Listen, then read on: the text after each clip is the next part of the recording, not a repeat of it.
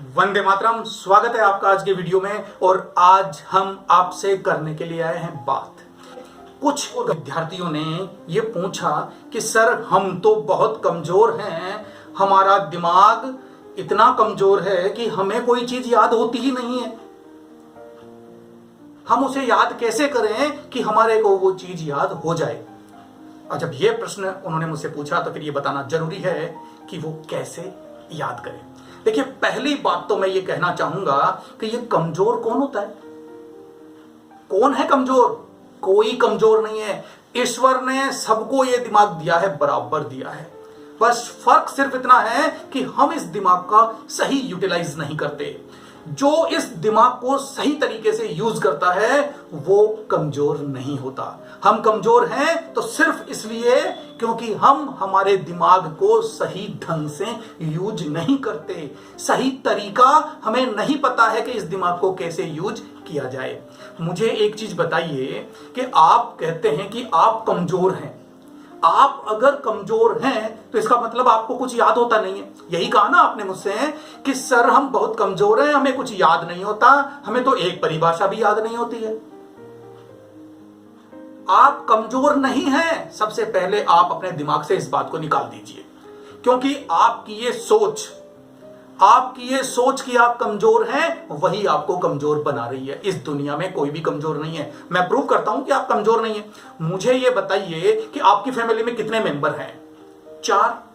4 से ज्यादा जो भी हैं आप मान सकते हैं, क्योंकि सबकी फैमिली में अलग अलग होंगे। मैं एक जनरल उदाहरण ले लेता हूं कि ए व्यक्ति है, कोई व्यक्ति है ए, इसकी फैमिली में कितने मेंबर हैं? 4। और इन 4 के खास रिश्तेदारों में यानी चाचा, ताऊ, दादा, दादी, इन सबको भी अगर जोड़ दिया जाए तो ये कैंडिडेट कितने हो जाएंगे? ये हो जाएंगे 10 से 15। चलो मैंने 10 मान लिए। अब आपकी बुआ, मामा, बुआ के लड़के, मामा के लड़के, अगर इन सबको मैं कहना चाहूं तो ये हो जाएंगे आपके 20-25। और इनके साथ अगर मैं जोड़ना चाहूं तो मैं जोड़ दूं आपके दोस्तों के नाम। चलिए, आपको आपके दोस्तों के नाम भी होंगे, तो आपके दोस्तों के नाम मिलाकर आपके पास हो जाएंगे, मान लीजिए ये हो गए 35 कैंडिडेट आपके परिवार से संबंधित हो गए, आपके परिवार और दोस्त हो गए जो 35 कैंडिडेट हैं। मुझे आप ये बता दीजिए कि आपको इन 35 व्यक्तियों के नाम याद हैं? आपको आपके पापा, मम्मी, चाचा, ताऊ, दादा, दादी, नाना, नानी, मामा, मामी, बुआ, फूफा, बुआ के बच्चे, मामा के बच्चे, इन सबके नाम याद हैं कि नहीं है? ये इससे कम तो हो ही नहीं सकते, इससे ज्यादा ही होंगे। तो जब आपको इतने लोगों के नाम याद हैं तो आप कह रहे हैं कि आपको परिभाषा याद नहीं होती? इम्पॉसिबल। आप अपने दिमाग से ये बात निकाल दीजिए कि आप कमजोर हैं, क्योंकि आपको इतने लोगों के नाम याद हैं और आप जानते हैं कि आपको याद हैं। अब कैसे याद है ये मैं भी बताता हूं, आपको स्पष्ट करूंगा इस चीज को, आप चिंता ना कीजिए। ये नाम जब आपको पता है, आपकी याददाश्त इतनी अच्छी है कि आप इन्हें भूलते नहीं है। आपको नींद में से जगह के पूछ लो, बेटा तेरे मामा का नाम क्या है, बेटा तेरे नाना का नाम क्या है, बेटा तेरे दादा का नाम क्या है, आप बिंदास बताओगे कि नहीं बताओगे? क्लियर है? हाँ बिल्कुल, सब बताएंगे। ये सब नाम याद हैं, और ये याद है तो फिर पढ़ाई याद क्यों नहीं होती? मैं ये भी स्पष्ट करता हूं आपको। देखो अभी आपको अच्छी तरह से समझ में आएगा। एक चीज और लेते हैं हम लेते हैं आपकी क्लास की बात, आपकी कक्षा की बात करते हैं। आपकी कक्षा में 50 विद्यार्थी हैं, 50 विद्यार्थी हैं कुल, है कि नहीं है? बिल्कुल। लगभग कितने होंगे? किसी के में कम, किसी के में ज्यादा। एवरेज मान लेते हैं कि आपकी क्लास में 50 विद्यार्थी हैं। आपकी क्लास के 50 विद्यार्थियों के नाम आपको याद हैं। आप उन 50 विद्यार्थियों की शक्ल भी जानते हैं, कि इसके चेहरे को भी पहचानते हैं कि इनका चेहरा कैसा है। और आप चेहरे को देखकर पहचान लेते हैं, अरे यार रमेश तू बड़े दिनों बाद मिला, तुझे पता हम तो 7th में साथ थे। अरे यार, जब आप 2-2, 3-3 साल तक इन बातों को याद रखते हैं, भूलते भी नहीं है, और इतने सारे लोगों के नाम आपको याद हैं। मैं मेरी बात बताऊं, मैं जब भी किसी क्लास में जा रहा हूं, मुझे साल भर इस विद्यालय में पढ़ाते हुए हो गया, लेकिन मैं जिस क्लास को पढ़ा रहा हूं उस क्लास के सारे विद्यार्थियों के नाम मुझे याद नहीं हुए। तो क्या मैं कमजोर हूं? नहीं मानते ना आप इस बात को कि मैं कमजोर हूं? बिल्कुल। नाम सारे विद्यार्थियों के आज भी मुझे याद नहीं है। पूरे 50 के 50 विद्यार्थियों के नाम याद हैं। अभी भूल जाऊंगा, अरे यार आपका नाम क्या था, स्पष्ट करना पड़ता है। तो फिर आप कहां कमजोर हैं? सवाल सिर्फ इतना सा है कि आप अपने ध्यान को कहाँ केंद्रित करते हैं, कहाँ अपने ध्यान को केंद्रित करते हैं, किस चीज को सीखने की इच्छा से आप सीखते हैं और क्यों सीख जाते हैं, मैं स्पष्ट करता हूं। आपकी मम्मी आपको कितनी बार दिखती है घर में? अंदर घुसते वक्त, आते वक्त, जाते वक्त। जब से आप पैदा हुए हैं तब से मम्मी को, पापा को देख रहे हैं, भाइयों को देख रहे हैं, रिश्तेदार आते जाते हैं उनको देख रहे हैं। एक बार कोई रिश्तेदार आता है तो क्या आपको याद हो जाता है उसका नाम? हम किसी शादी में गए और पापा ने कहा, बेटा ये मेरे जो दादाजी थे उनका बेटा, और ये उनका बेटा है, तो इस तरह से ये मेरा भाई हो गया, तो इनका नाम ये है। अब आप घर आ गए और 5 दिन बाद वो आदमी आपको दोबारा मिलता है, तो क्या आप उसे पहचान जाएंगे?